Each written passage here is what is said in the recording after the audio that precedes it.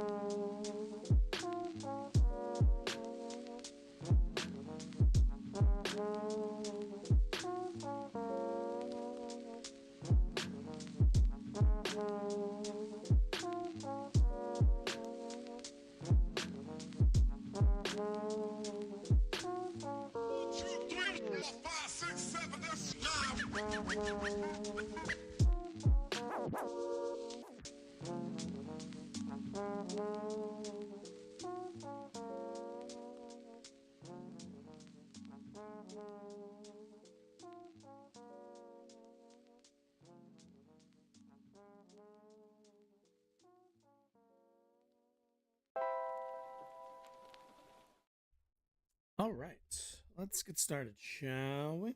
How's everyone doing? Let's do the intro really quick. Good morning, good afternoon, good evening, whenever you might be watching this. My name is Josh, and welcome to my channel. On here, we talk news, politics, and current events.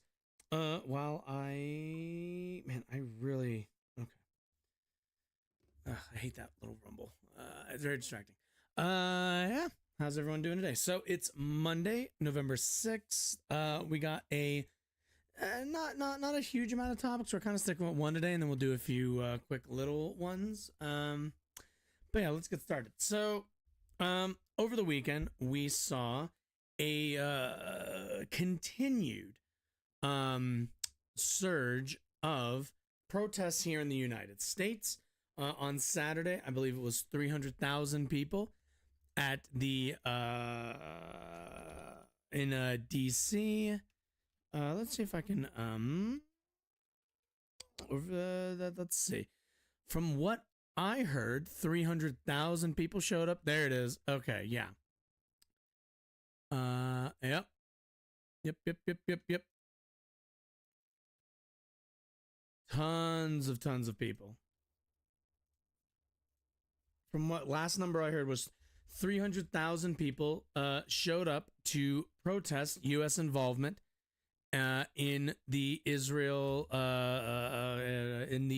and Gaza conflict. Good stuff. Good crowd. It's a solid batch of people. Which we kind of saw this, in Denver. We saw a bit of this. Let's see if any pictures went out in Denver. I mean, obviously there were some, but I wonder if I'm in any of these. I mean, I'm somewhere amongst here.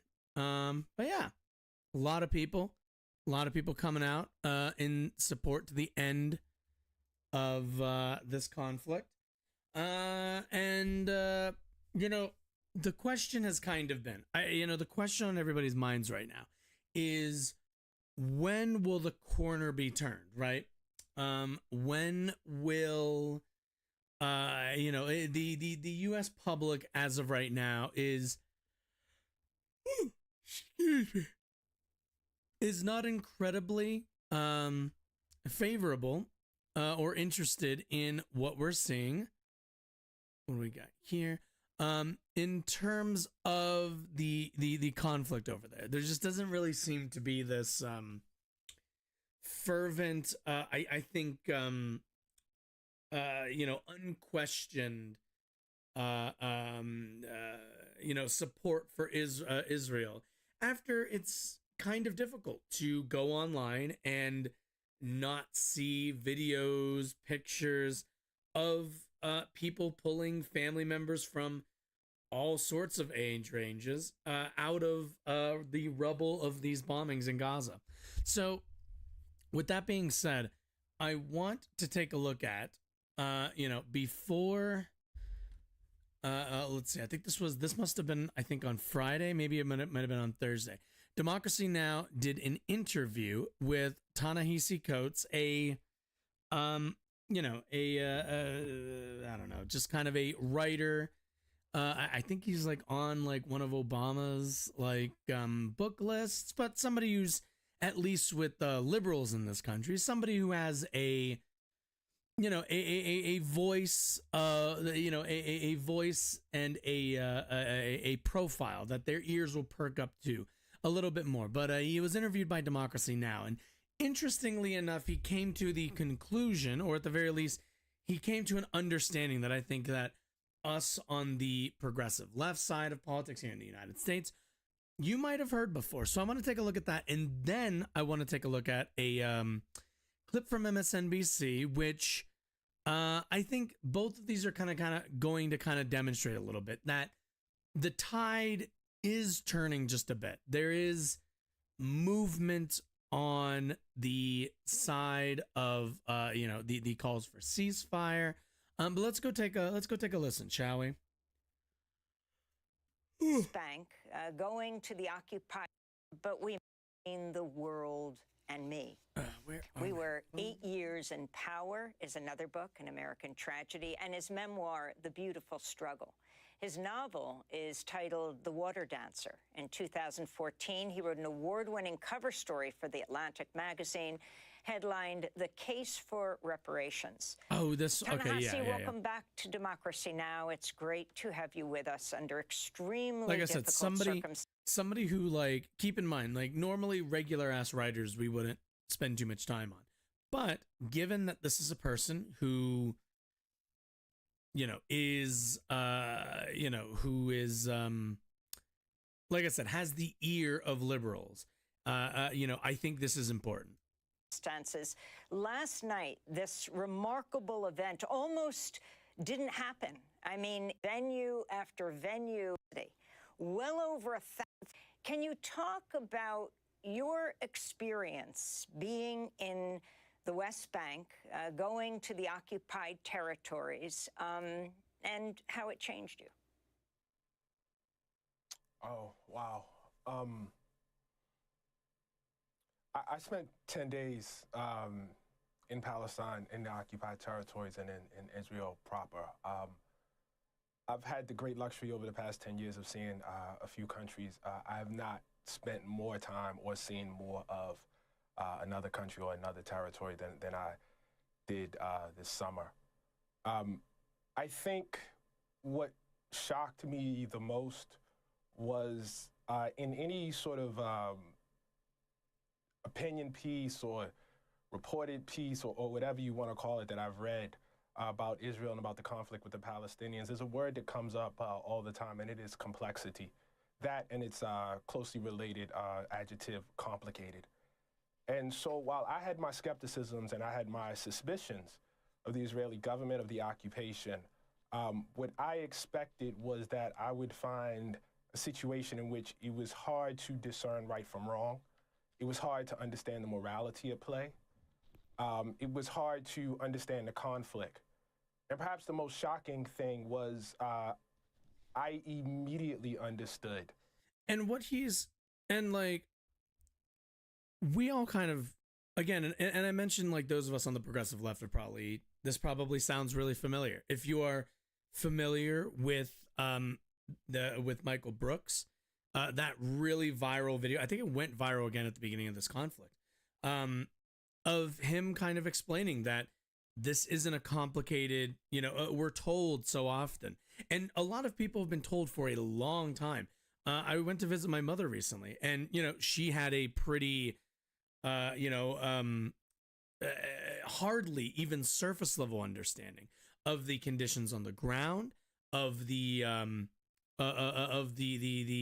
the relationship that Israel has to Palestinians living in that region, the lack of democracy there. There's just, there's just, most Americans, I think, aren't really abreast of this issue, because it's the Zionist project, quite frankly, has been to has been very strong in their propaganda, in making sure that people see this conflict, see Israel as a victim in the region, as a bulwark to religious fascism, or religious authoritarianism in the region, when it really hasn't been.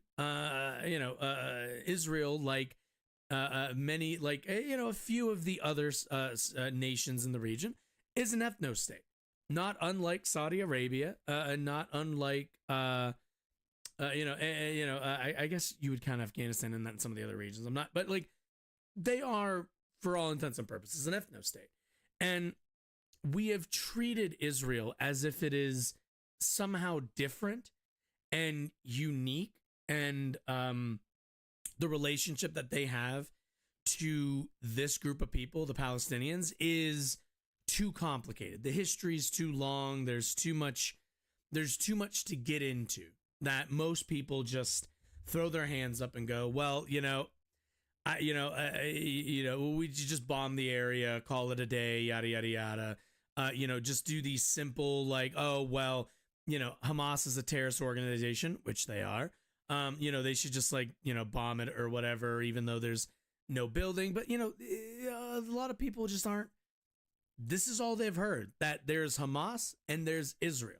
And people of Palestine are just kind of, oh, there's a few of them in there, but it's mostly, members of Hamas, or it's a Hamas state, or whatever.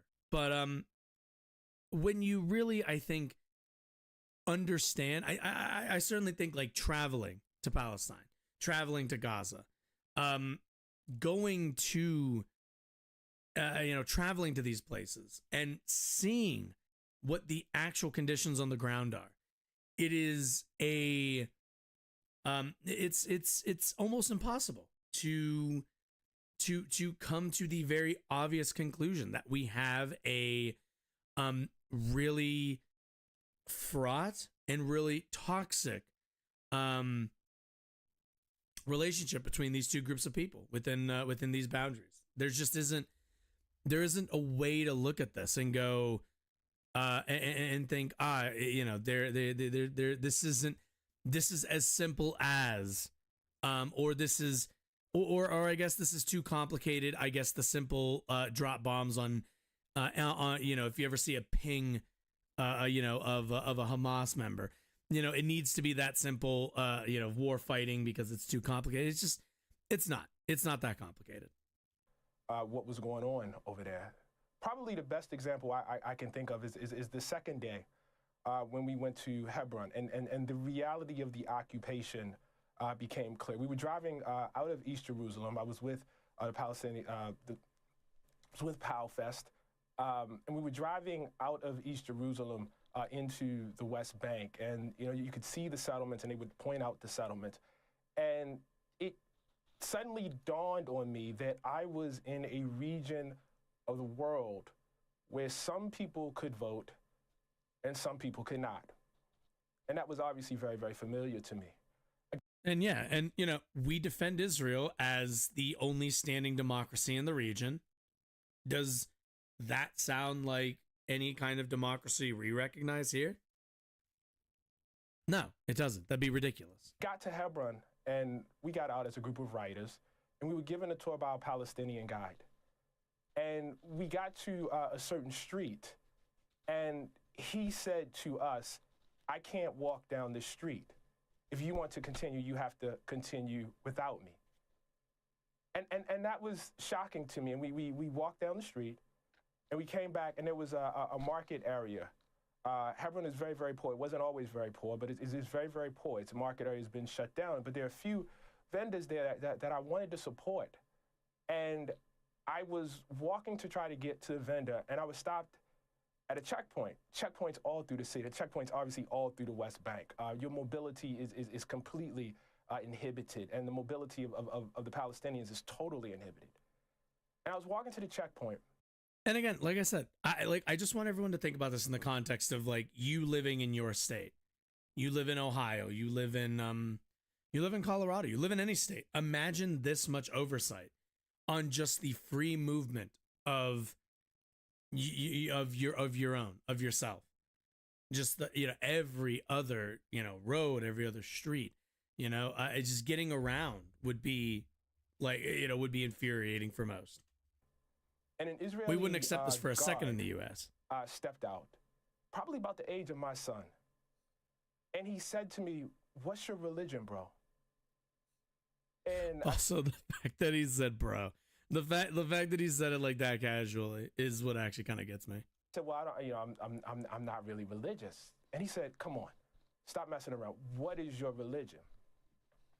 I said, "I'm not playing. I'm not really." God forbid, sir. It became clear to me that unless I professed my religion and the right religion, I wasn't going to be allowed to walk forward. So he said, well, okay, so what was your parents' religion? I said, well, they weren't that religious either. He says, what were your grandparents' religion? And I said, my grandmother was a Christian. And then he allowed me to pass. And it became very, very clear to me what was going on there. And I have to say, it was quite familiar. Again, I was in a territory where your mobility is inhibited, where your voting rights are inhibited, where your right to the water is inhibited, where your right to housing is inhibited, and it's all inhibited based on ethnicity. And that sounded extremely, extremely familiar to me. And so the most shocking and it should. Quite frankly, it should. These are not conditions that we are unfamiliar with. These aren't like new it's not like we've never in the history of man or even modern history. It's not like like we've never studied, we've never observed, we never any of that stuff for groups that oppress people and reject their ability to drink water, have access to safe drinking water, free movement, all that stuff, to be able to vote. We understand this. We understand this very plainly. We wouldn't accept it for any state in the U.S. to crack down on people like this based on, I'm not sure really any demographic. I suppose, no. Other than, no. So why are we accepting this? Why are we complacent in when we see this happening across the sea, and and involved with a country that we have done our best to prop up, that we support very heavily in their efforts to keep their society a certain way. So, in the interests, the interests are, we all know what the interests are. It's to, military base in Israel, stability in the region. It's, there's all of that stuff. But is this what stability looks like? Is what Israel is doing in Gaza right now creating stability for itself and for the U.S.? I don't think so. All of these bombings aren't going to eliminate more members of Hamas than it's going to end up creating. But that being said, that's on Democracy Now. You might say, oh, well, Josh, Democracy Now is like a super lefty YouTube channel. Let's go take a look at MSNBC. I was a bit shocked to see the clip of this. Sometimes in this journalism business, it is hard to get the words exactly right, particularly in a situation that is complex and layered, which evokes so much deep emotion and conflict, and where people's lives are literally at stake. And given how brittle the feelings are, to the point where many Americans are afraid to say anything at all, we should be able to agree on a few fundamentals. First, that it is wrong to kill children. Whether they are Israeli children or Palestinian children, it is wrong to kill kids in a concert field or in a kibbutz or in a hospital. In fact, it is morally repugnant. If we can't agree on that, then we can't be friends. We should also agree that anti-Semitism is wrong, full stop, period. And it should horrify everyone that we're seeing attacks against Jewish people here and abroad, like the online messages threatening violence against Jewish students at Cornell University, or the anti-Semitic mob that stormed an airport tarmac in Russia, apparently 4,104 children on a flight from Israel, or the Heil Hitler message projected on an interstate overpass in Georgia. None of this is okay, needless to say. And no matter how you feel about the government in Israel, and the big, I shouldn't have to say this, but I wonder who's putting up the Heil Hitler down in Georgia. I might wonder a bit. And what that government does, that is not an excuse to take out your anger on individual Jewish people, whether they're Americans or Israelis or British or random passengers on a plane. Keep in mind, some of your strongest allies in your outrage on behalf of Palestinians are Jewish. They are protesting beside you and getting arrested with you at those protests. And many of them are walking around in shock and horror and fear right now because of October 7th, worrying about their families and wondering who their friends are. Likewise, you can't judge every Palestinian or every Muslim or every Arab based on what Hamas did anymore. And this might sound like kindergarten to people. Like, the rhetoric that she's delivering here might sound like, well, yeah, no shit. Like, this is like pretty basic, see both sides, yada, yada, yada. It is pretty basic, basic treatment for people. But keep in mind, we haven't heard any of this until late last week. There was none of this. There was no concern in the mainstream media for Palestinian lives. Not even like, we're not talking, this is drawing an equivalence between Palestinians and Israelis that we have not seen. This is drawing a connection between people that we have seen a disinterest from our media and certainly from the propaganda arms of Israel. Like, this might seem basic. This might seem simple to most. A lot of people might say, well, this is obvious. But the disturbing part about the situation that we're in is that this is a pretty novel framing and approach to talking about this conflict. It should be distressing to everybody that this is a novel take in 2023. More than you could have judged every American by the fact that some Americans elected a religious extremist-backed wannabe autocrat, and now multiple indicted criminal whose Trump was MAGA never movement really tried to violently overthrow religious. the government and still might. That'd be Pence. And again, it Man, should I be wonder who he's needless to going to pick for say, VP. being for Palestinians' freedom and staying alive does not mean you love Hamas or support them. The Hamas attack killed an estimated 1,400 people, including children, according to Israeli authorities. And as of tonight, the death toll in Gaza has topped 8,000 since October 7th, including 3,400 children, according to the Gaza Health Ministry. President Biden may say he doesn't believe Palestinians when they say how many of them have been killed. But reporting by news organizations like the AP, Reuters, the BBC, and our own reporters on the ground make it clear that the numbers of dead and the devastation in Gaza are staggering. The internet and some electricity have been turned back on, at least for now. And journalists and people in Gaza are still getting pictures out so we can see with... Like, we've all been here, right? What have we heard time and time over and over again? What have we heard? Do you denounce Hamas? We have to bomb the entire building, where the ratio of Hamas members to regular civilians is like 100-1 because they're using them as human shields. We understand how ridiculous this is. And our media has been perfectly fine with, with just kind of, brushing this aside.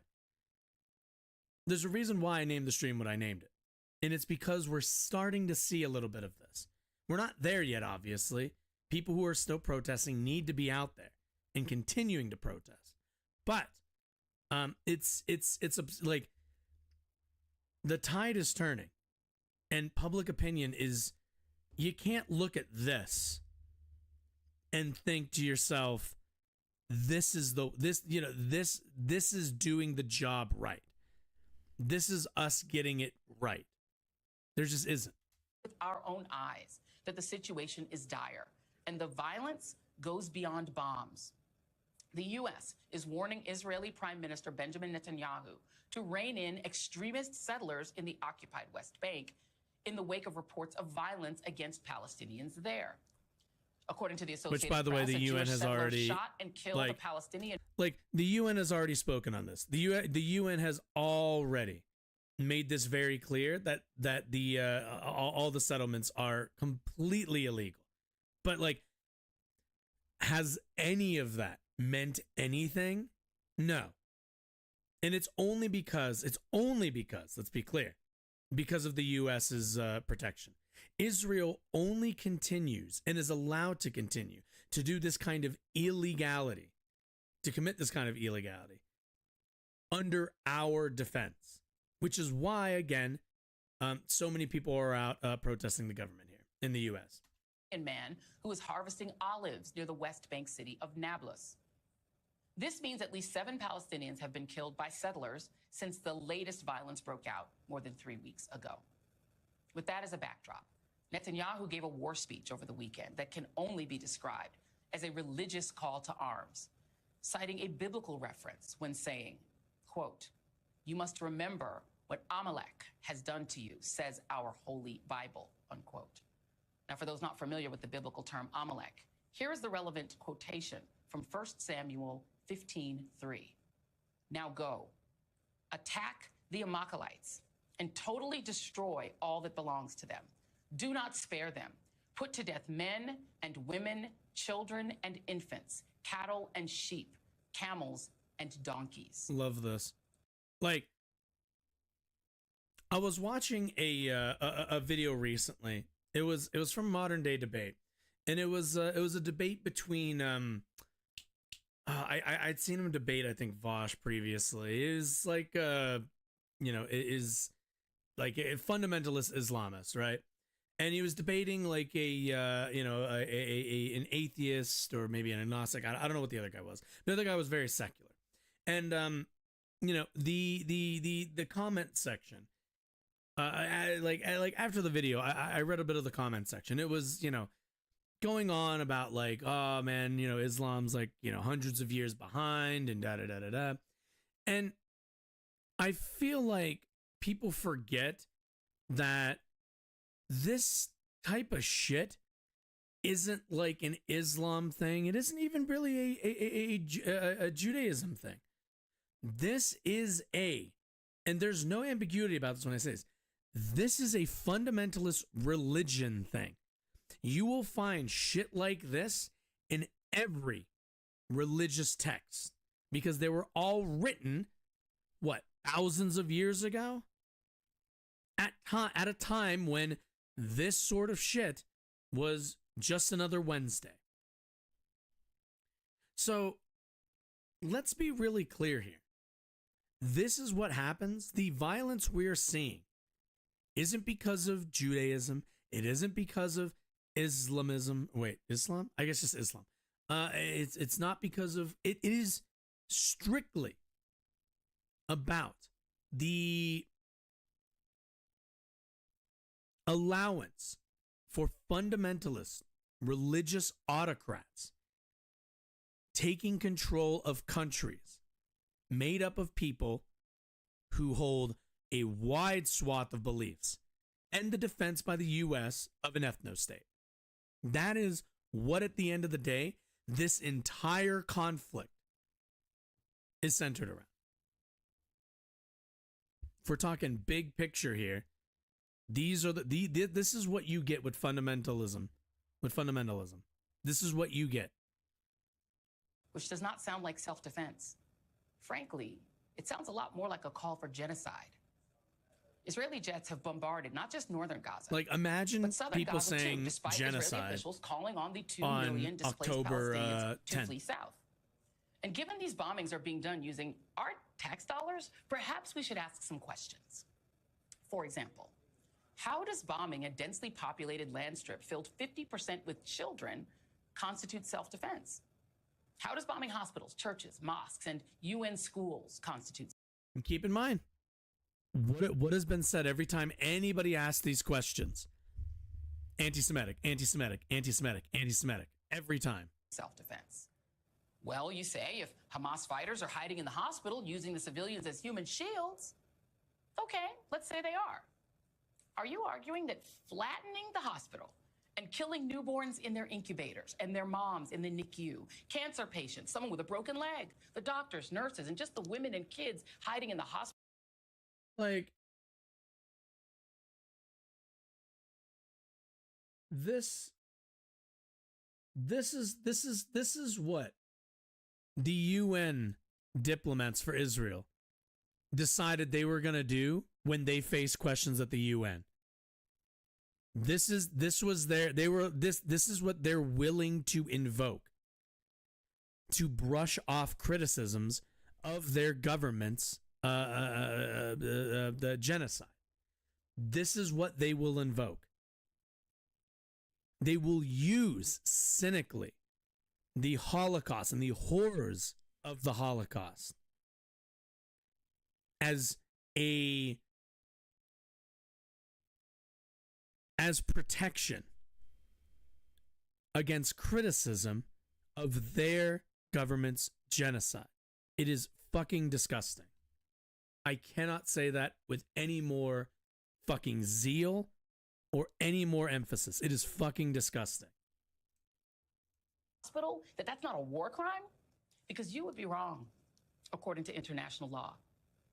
Well, why don't the people in Gaza just turn over Hamas militants to the Israelis? Okay, how do you propose they do that? Hamas is the de facto government in Gaza, and they're the ones with the guns.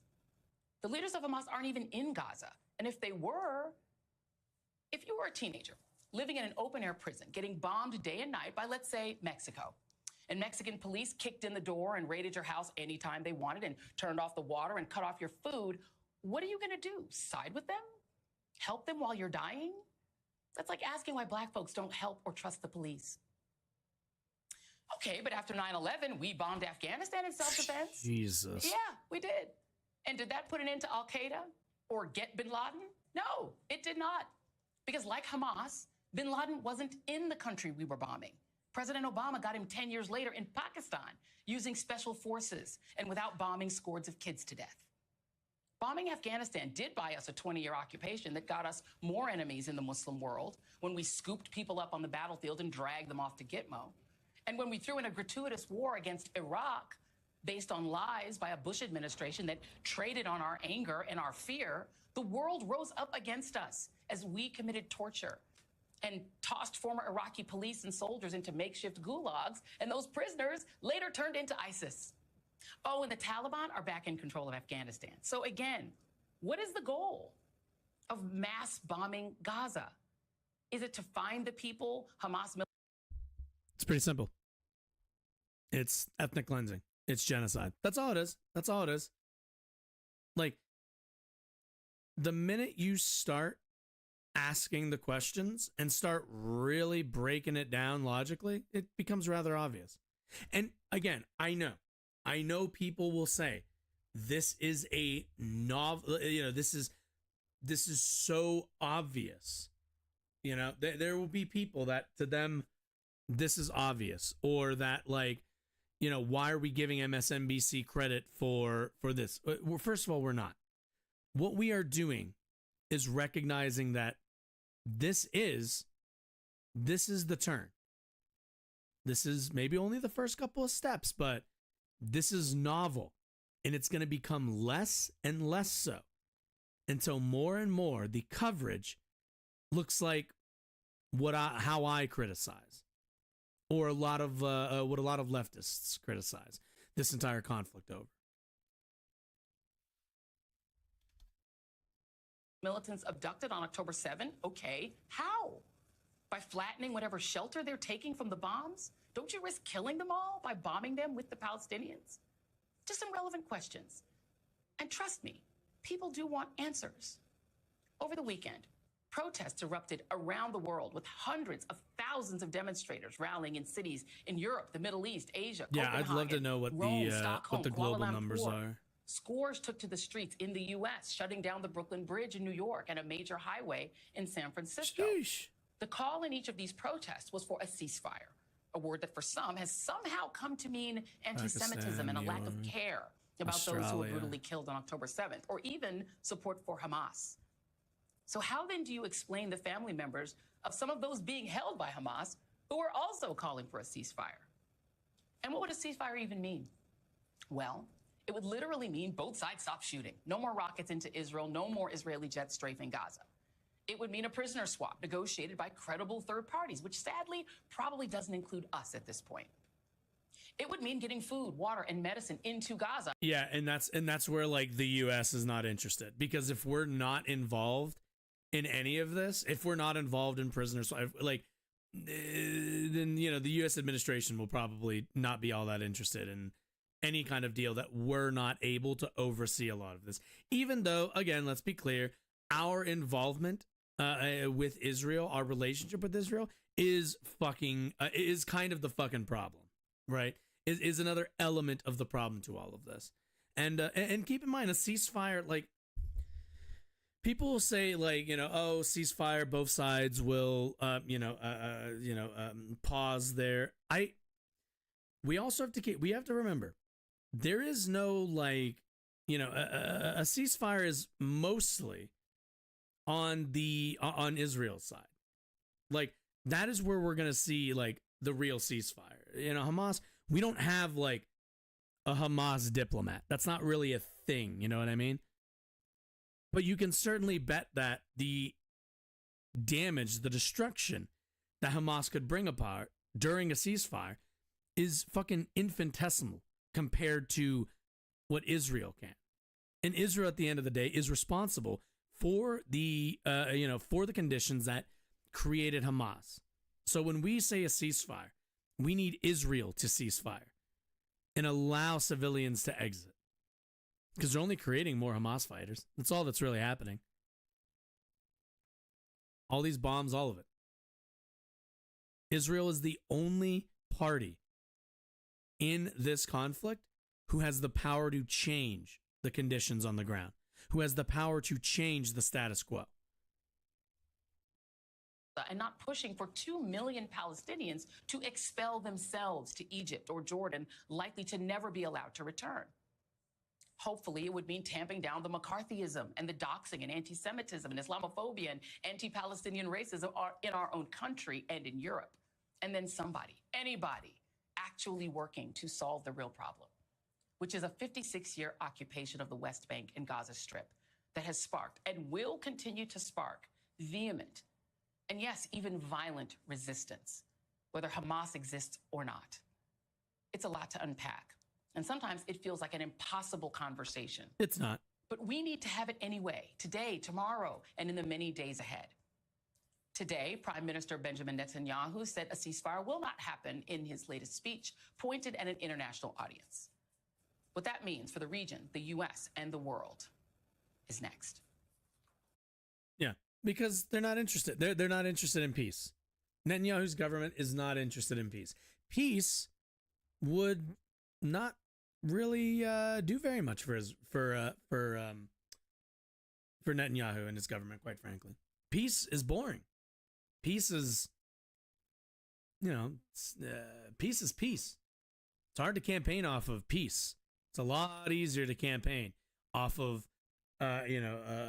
fear and violence that you've allowed to build on your society's doorstep.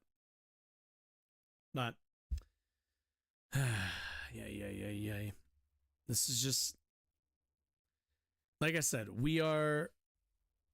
this is hoping that we're getting there. That come, I don't expect by the end of this week. I don't really expect by the end of next week. But, maybe by the end of the month, we will start to see the administration move a bit. Actually, now that I think about it, let's see if I can find it. Was it an interview?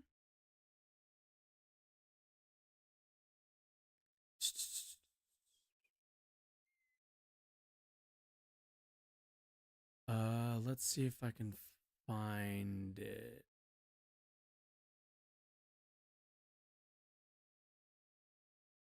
I'll take it. Here we go. This is really the first time. We'll use MR's video because I can't find the original. Here it is. Let's see. Asking themselves, why is that different from a ceasefire? 2 years ago, 2020. This is Dick Durbin calling for a humanitarian pause, which again, if this is the baby step, and again, this was last week, this was the baby step, but the movement's growing. During an escalation of violence between Israel and Gaza, you called for a ceasefire and you said you, quote, couldn't disagree more with Netanyahu's policies, quote, when it came to the treatment of Palestinians. Is a ceasefire needed now? Jesus Christ. I think it is, at least in the context of both sides agreeing. For example, the release of those who have been kidnapped should be part of this, immediate release. That should be the beginning of it. An effort should be made to engage in conversation between the Israelis and the Palestinians. Let's face it, this has gone on for decades. Whatever the rationale from the beginning, it has now reached an intolerable level. We need to have an intolerable level. Again, this is a U.S. senator. Like, this is not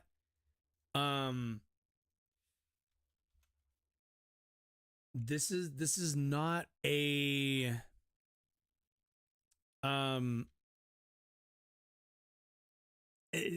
this isn't just anybody. This is the Senate Majority Whip for the Democrats, guys.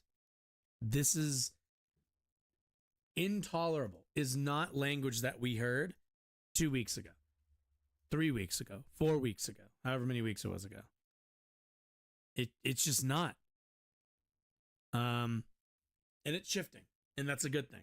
And we look forward to getting to the right position on this one.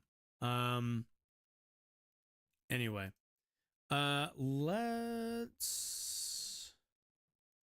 me see what else we got on the videos. Let's do, how long is this? This isn't too bad. Let's go take a look at a ProPublica article about the Supreme Court and guns, shall we? Let's take a break. I'm on that. All right, so Supreme Court, right-wing Supreme Court makes me a bit nervous whenever gun control measures come to the high court. Doesn't give me a lot of confidence that they're going to do anything other than side with the NRA and with 2A advocates who, quite frankly, I think are just a bit ridiculous a lot of the times. But let's go take a look, shall we? I think this is a pretty, when I've advocated before for red flag laws, and I've had people say that, oh, they're unconstitutional. What if somebody's making stuff up? Blah, blah, blah, blah, all the rest of that stuff. But I think it's pretty evident by, a lot of the mass shootings that we get, even a lot of the just domestic, killings that we see, that these sorts of laws, ones where the people living around some of these people are able to express their concern to the authorities. I think that these are, pretty reasonable, quite frankly. I think there's no reason why we shouldn't, that a community shouldn't be able to withhold somebody who they feel is dangerous from arming themselves, especially if there's evidence that they are not well, or that they are in a they have the capacity to commit violence. So that's kind of my general take. The Supreme Court later on is going to be deciding if domestic abuse orders can bar people from owning guns. I think this is pretty straightforward. But it's it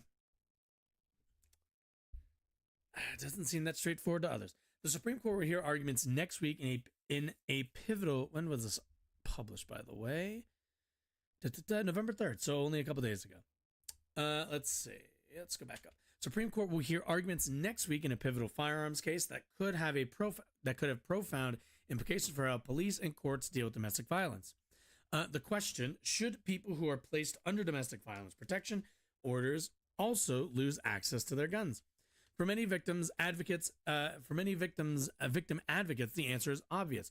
Women are 5 times more likely to be killed in a domestic violence incident when the abuser has access to a gun. Advocates argue that the gun restrictions tied to such orders are among the most powerful tools for domestic violence victims, and that without them, more people will die. This is almost like elementary. For gun rights groups and their most ardent supporters, that is beside the point. Do you see how it's kind of like, well, I don't care? You see what I mean when I say, like, the argument for some of this stuff is kind of just like, they're like, I don't care. I want to own what I want to own. They contend that people subject to protection orders haven't been convicted of a crime, and that taking their firearms away violates the Second Amendment. If the government can disarm them, they ask, who could the government disarm next? And, as usual, you just jump immediately to the, to not even just whataboutism, but like, what's the word I'm looking for? Not conspiratorial. You just jump to paranoia. Earlier this year, the U.S. Court of Appeals for the Fifth Circuit sided with gun rights supporters, invalidating a federal law passed by Congress. Congress in 1994 that bars people under domestic violence orders from having firearms. If the Supreme Court upholds that decision and rules that gun restrictions tied to restraining orders are unconstitutional, states would have fewer options to stop domestic abusers from possessing and using guns. And in conservative states, the aggressive rollback of gun control laws means that it is already easier for people to get guns to begin with. So, I'm quiet. You're crazy. And there's no way I'm quiet. I'm like so loud. Here, I'll move the mic like up here. You let me know if that's good. What was I gonna say? So keep in mind that conservative states are the ones that are statistically, you are more likely to die by firearm in those states. They are statistically and factually less safe than a state like I'll take my favorite, Massachusetts, which is the least dangerous state in terms of gun violence in this country, and has the strictest, if not the strictest, one of the strictest suites of gun control laws. Shit, speaker stopped out. It's still touch low, but workable. Let me see. Am I like? I'll do like this little pump up just there. There we go. This year, WPLN and ProPublica have been reporting on the issue at the heart of the Supreme Court case: the difficulty of separating domestic abusers from their guns. The court's ruling could have immense ramifications in Tennessee, where weak enforcement of gun laws has allowed firearms to slip through the cracks with deadly consequences. According to our reporting, nearly 40% of the victims shot in domestic violence homicides in Nashville since 2007 were killed by people legally barred from having guns. Shocking, that one. Over the past decade, the state has also made it easier for more people to get guns and carry them in more places. And a special legislative session in August called in the wake of the March shooting at the Covenant School, where 3 children and 3 staff members were killed, failed to yield any gun reform. Shocking, that. Bit late to the party. Where do you fall on gun control? Need more or less? More. There's obviously a limit to which where like it's too much, like almost anything else. But we absolutely need better gun control in this country. In terms of federally, there's a few like handfuls of laws that would be nice, or at the very least the bolstering of some of the laws that we already have. And in terms of states, like I can't really do anything about Tennessee. If they're passing like incredibly loose gun restrictions, that's on Tennessee voters to vote conservatives out. Because at the end of the day, they're making them less safe. But, you know, at the end of the day, we have evidence to show that stronger gun control keeps people safer. I'm not I own firearms. I like guns. I'm an American, but clearly we're not doing enough to protect our communities. Let's see. Right. Yield any. Yeah. The Supreme Court's decision could also inform rulings on other laws, barring people with felonies and drug addictions from having guns, as well as red flag laws designed to prevent shootings by temporarily removing guns from people who've shown signs they might hurt themselves or others. Such laws were central to this summer's legislative session in Tennessee and have gained renewed attention, following last week's shooting rampage in Maine. Those laws are designed similarly to the gun dispossession requirements under domestic violence orders, using a civil court process to prevent threatened violence from escalating.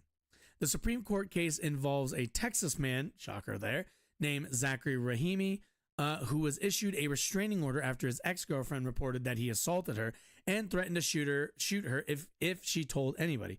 According to police, she was then involved in 5 separate shooting incidents over a 2-month period.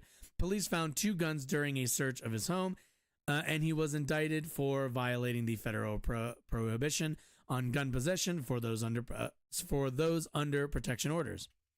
Rahimi moved to dismiss the indictment, but the district judge ruled against him. Rahimi then pleaded guilty. The Fifth Circuit originally affirmed the district court's decision, but after the Supreme Court ruling last year that gun laws should be reviewed again, the nation's, quote, historical tradition of firearm regulations, the Fifth Circuit issued a new opinion, this time agreeing with Rahimi that the firearms ban violating the Second Amendment and that domestic abusers couldn't be singled out as a group.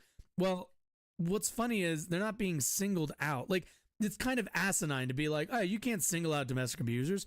Nobody else is. They're singling themselves out. You are committing violence upon somebody. I think it's pretty reasonable to say, okay, if you're willing to like assault somebody, I don't think it's a stretch to say you'll go as far as to shooting them. What about examples like Chicago, where I'm to understand they have fairly strict control, yet seems to be horrific for gun crime? So what you're comparing is Chicago, a city which houses millions of people. So one of the really easy comparisons people make is Chicago is like the Chicago gun violence rate, which is super high, right? And certainly the death rate's super high as well. But what we need to take into account here is Chicago's population is 2.697 million people. There are 2 million people. There are over 2.5 million people just in Chicago. The population of what state am I thinking? Let's do Alabama. All of Alabama is 5 million. And if we go to our handy dandy CDC gun violence statistics, can you tell I've searched this before?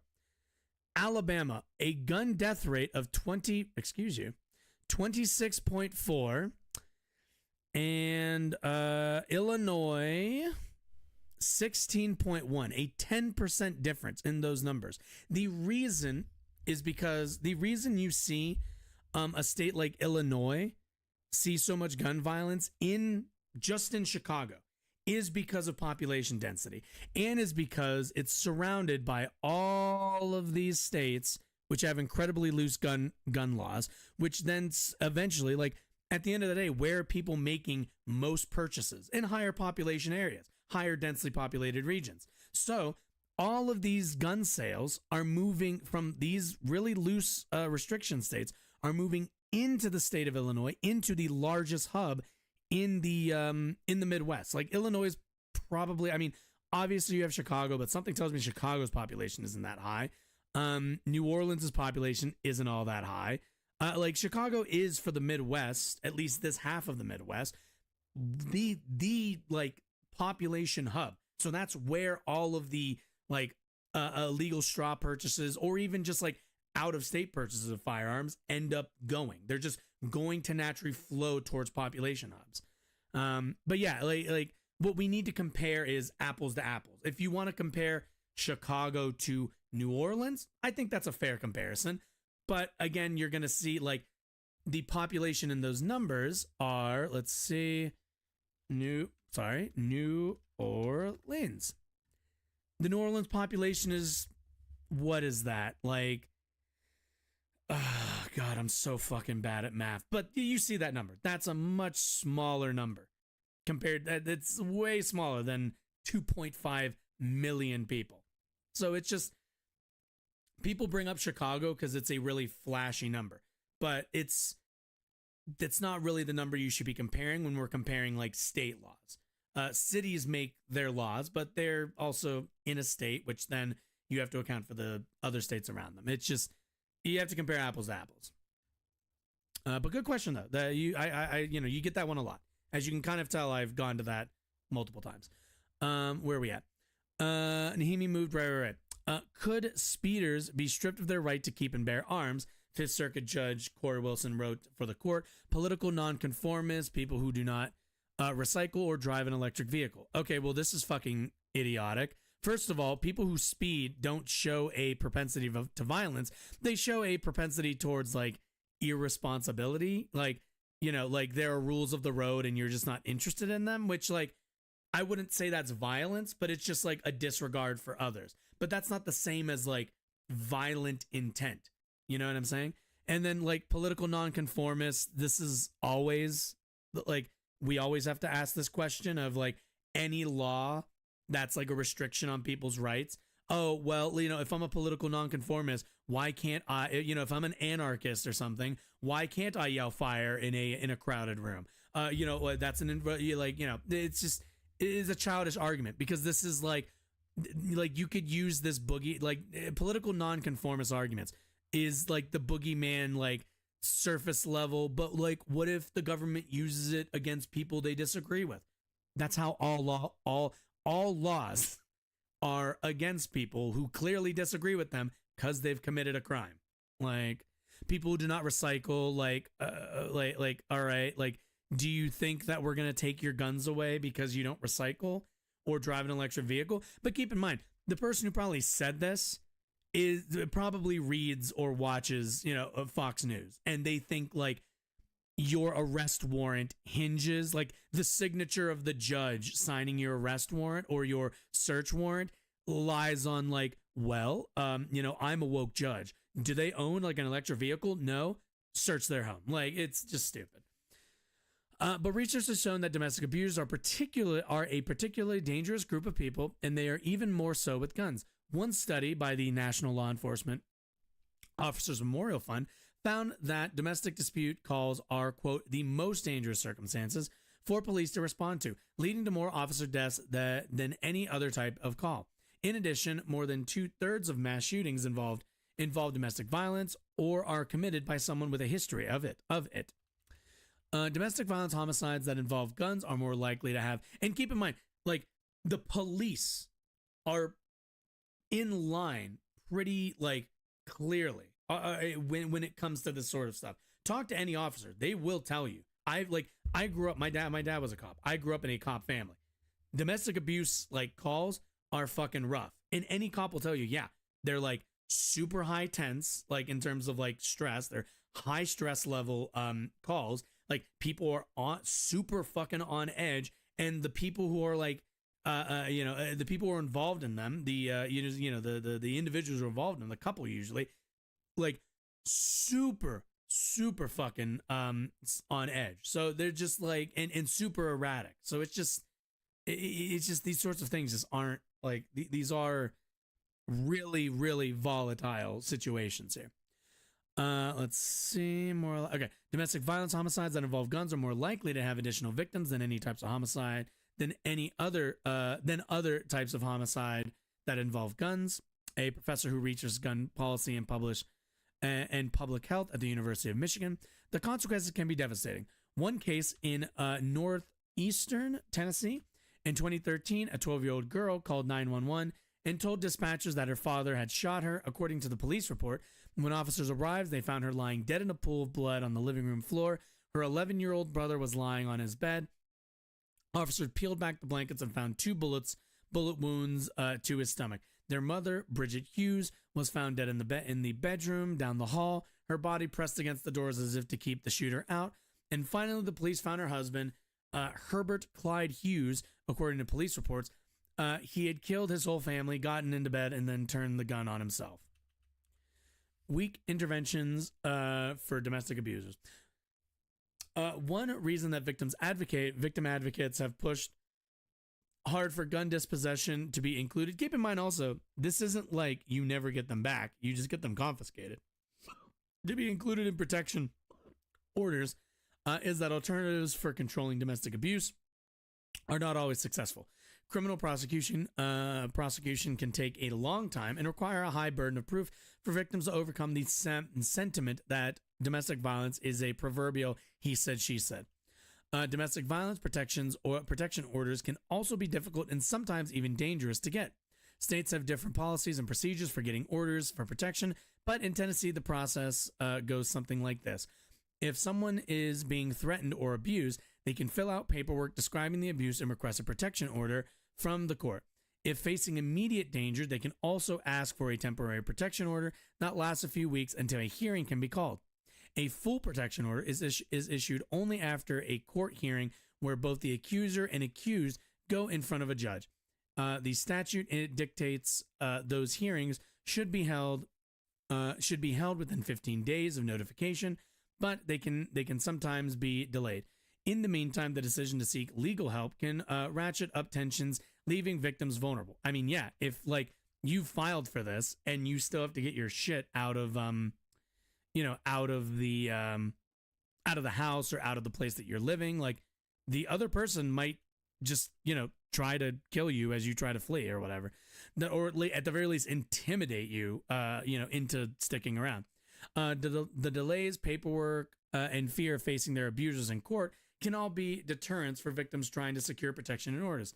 And also keep in mind, obviously, facing those people in court, like these victims have been living under like abusive spouses or, for however many years. They are probably not too confident in their ability to be in the same room in a like what's the word I'm looking for, in a in a legally a contentious fashion. If they do go through the process, their requests are not always granted. In Nashville, more than 1,900 petitions for protection orders were filed in the first half of 2023. According to Davidson County court records, only about 550 were granted during that period. Temptress Peebles tried to get a protection order in Nashville 3 times in the months before her death in 2019. Hey. She told a court that her ex-boyfriend had pointed a gun at her and threatened to kill her, but Davidson County court records show that she was never able to secure a protection order after she missed a court date and became difficult to reach. I wonder why. In her final petition in an order, she wrote that she was terrified that her ex-boyfriend was going to kill her. A week later, police said he did in front of her 8-year-old daughter. Jesus. Peebles' ex-boyfriend has not yet entered a plea, and his lawyer didn't respond to a request to comment. There is a myth out there that it is very easy to get a protective order, that judges are just handing out protective orders like candy to trick-or-treaters, said Natalie Nanasi, director of the Judge Elmo, B. Hunter Legal Center for Victims of Crimes Against Women at Southern Methodist University in Dallas. Christ, what a fucking mouthful of a name. And that's absolutely not the case. Even when women do get protection orders, they aren't always enforced. Michaela Carter, also from Nashville, got one in 2021 after reporting that her husband had repeatedly hit her in the face with a whiskey bottle. When he got out of jail months later, called her repeatedly and was seen near a relative's apartment with a gun, she called 911, but the police told her there was little they could do and left. 10 minutes later, according to police, the 911 records, she was shot to death by her estranged husband. Like, what are you supposed to say? Literally, the cop said, sorry, there's nothing we can do until he kills you. And then he did. And then they showed up to collect the body. He hasn't entered a plea in the case, and his lawyer didn't respond to email seeking comment. In light of such cases, criminal prosecutors and victim advocates say people subject to restraining orders not only need to be barred from having guns, but that more needs to be done to ensure they relinquish them and can't get new firearms. Medical and public health experts found that state laws requiring people subject to domestic violence restraining orders to turn their firearms were associated with a 14% lower rate of intimate partner gun homicides than states without such laws. So you can reduce 14% of homicides in this case, like in these specific cases, with just this. Like, does it solve the problem? No, it's not going to solve the problem. And I'm sure, like, some people say, oh, well, even if you stop them from getting a legal gun, they'll just go and get one illegally, which, yeah, that's kind of how it works, right? Like, but we put as many stops as we can. Like, at the end of the day, we can't stop people from going and, like, getting illegal firearms, but we at the very least can make it harder. Like, not everybody. I feel like people say that and they just think like it's really easy to get guns like illegally. Like, that's a thing that like everyone has access to. You tell me, do you know a black market gun dealer? Do you know who your black market gun dealer is for your neighborhood, zip code, or state? I wouldn't know. If they were like, all right, you can't purchase a firearm, I'd be like, that's kind of it. What am I supposed to do? What do I do? Go on the internet and like Google where to buy illegal like firearm? Like I don't think it's reasonable to say like a lot of people know where to get those. They'll probably get them from like relatives and stuff, but then you just indict the relatives when this happens. And then, in the future, when people go to their relatives or go to their friends or whatever, they're going to look at them and go, fuck no. Because when you go and use it on your ex or whatever, I'm going to get arrested and I'm going to do jail time. So like you do what you can. Like, a reduction is a reduction at the end of the day. While we're talking about Israel, what is your opinion on Abraham Isaac Kook? I don't, because I have never heard of them. But I do not have an opinion. These civil orders, they say, can protect victims while the criminal trial process unfolds. Many victims and witnesses fear retaliation, and gun restrictions can help them feel safe enough to testify against abusers. From 2007 to 2021, more than 20,000 orders of protection were signed in Nashville's civil courts. Yet WPLN and ProPublica's analysis found only 3 cases where there was a protection order in effect and the violence escalated to a fatal shooting. That's good. Wikipedia, there's a look on it. Oh, cool. Where's chat? Inspected. I will put this to the side, but I'll take a look at this. Orthodox rabbi. Okay, cool. I can close this probably. Close this on my end. Anyway, where were we? Julia Weber, who has worked for decades on domestic violence and firearms policy, including at the Giffords Law Center. To prevent gun violence. If that name sounds familiar, it's because Gabby Giffords was I believe she was a senator. She was either a senator or a state senator. She was a politician who was shot in the head, I believe, and actually survived from a protester. Well, I guess they weren't a protest. They were just like a psycho. But likens gun dispositions to seatbelts. It's widely accepted that seatbelts save lives, even though requiring them may limit individual freedom, obviously.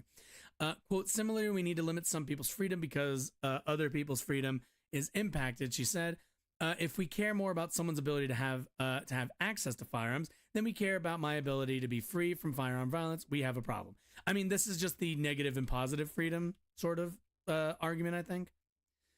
In a state like Tennessee, the impact of the Supreme Court's decision depends on how sweeping it turns out to be. The justices could rule against Rahimi, and the system would continue functioning as it does now, or the court could rule similarly to this Fifth Circuit, which deemed the federal ban unconstitutional, but did not address state order of protection laws like those that exist in nearly all 50 states, including Texas and Tennessee, that could leave those laws intact for now.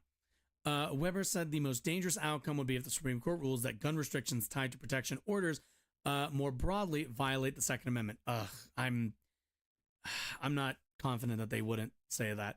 It could upend all of the 50 states' laws around what restraining orders can provide. Not every state has state-level prohibitions, but it could tie the hands of the legislatures in the future if they were to consider any kind of prohibition. If Rahimi wins, it could bolster the efforts of gun lobbying groups to further weaken gun laws in states like Tennessee, pushing for what they call real constitutional carry with no restrictions on who can carry firearms and where they can carry them. The state will have few interventions that will work better than taking away The state will have few interventions that will work better than taking away alleged abusers of guns. The most likely outcome, Weber said, lives will be lost. Again, where was that? Wait, bring me back. Bring that back real quick. Where was it? Was it recent tabs? Is that what I have to look for? History? Is it? Oh, no, tabs from, no. Stats. Oh, here it is. Again, Tennessee. Let's go look at Tennessee. Where are you? Oh, actually, let's just do it by gun death rate. 22.8 with 1,569 deaths. Like, you know, Tennessee, where's Texas? Texas with a 15.6. Yeah, Illinois 16.1. Like, yeah. At the end of the day, like, this is a state, like, Tennessee is not the state that we should be looking to model our gun laws around. They have a pretty horrendous record in terms of civil society. Let's go take a look. So I'm pretty much out of time. Let me look at this like really quickly. I'll get like a vibes check. Judo, or I'm assuming that's how you say your thing is judo. I'll give you like a vibes check. That's all I can promise. Jesus Christ, this guy died in 1935. Okay, let's see. Known as Orthodox rabbi, first Ashkenazi chief rabbi, British man, considered to be one of the fathers of religious Zionism. In that case, probably cringe then. I am not a fan of Zionism. The same way I'm not really a fan of any fundamentalism. Upon returning to Europe in 1919, he was appointed rabbi of Jerusalem. Raised funds, Torah, rope. Oh, here we go. Prolifically on both, right? In the difference between the Israelite spiritual soul and the nations of various grades is greater and deeper than the difference between of man and the nefesh of animals.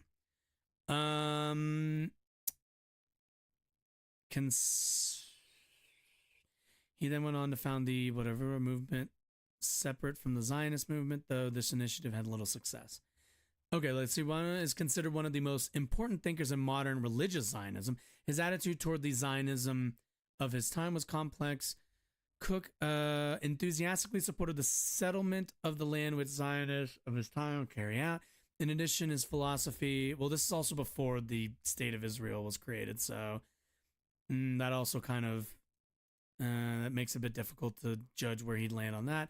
Unlike many of the religious peers, he showed respect towards secular Zionists and willingness to engage in joint projects with them, for instance, a participation with Chief. Okay. Let's see. At the time, he was critical of religious Zionists. Mizrahi movement at his time, tamping down religious fervor and willingness of his time for tamping down religious, accepting secondary statue within the Zionist movement. 1917, he issued a proclamation entitled, where the distinguished, He then went on to found, okay. Controversy. Okay. I'm just gonna, I'm gonna sum it up by saying undecided. I mean, it's nice that he's willing to work with secular Zionists. I also, again, this is somebody who, was born in 1865 and died in 35.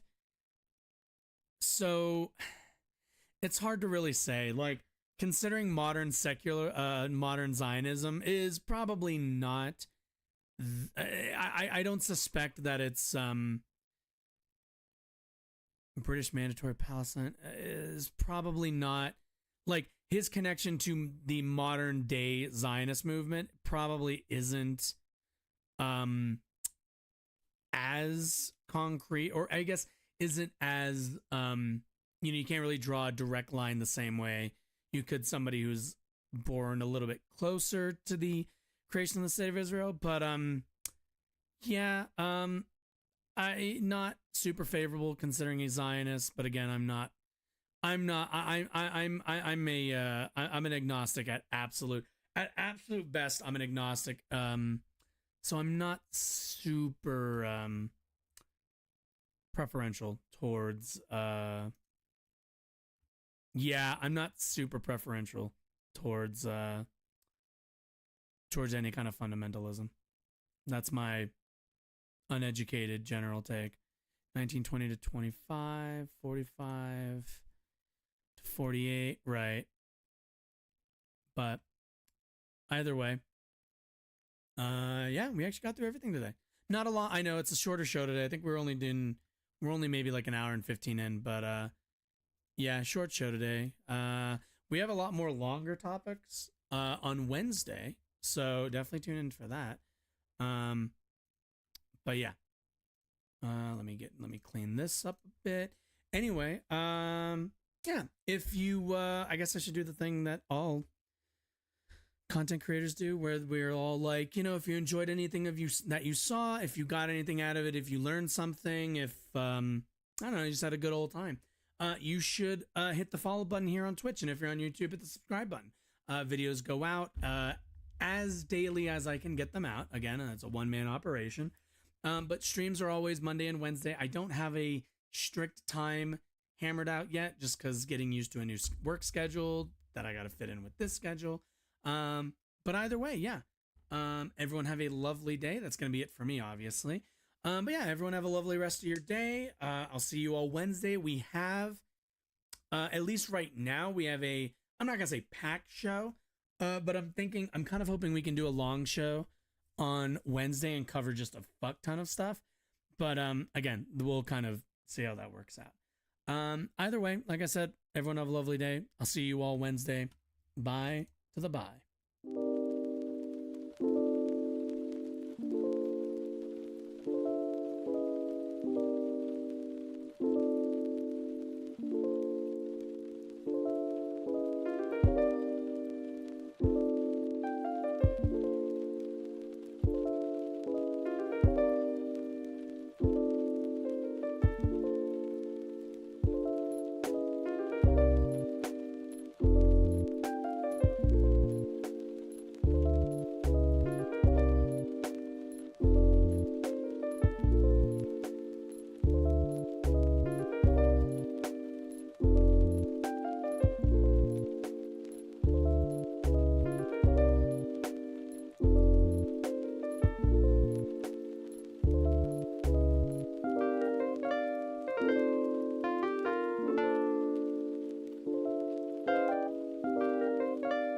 you.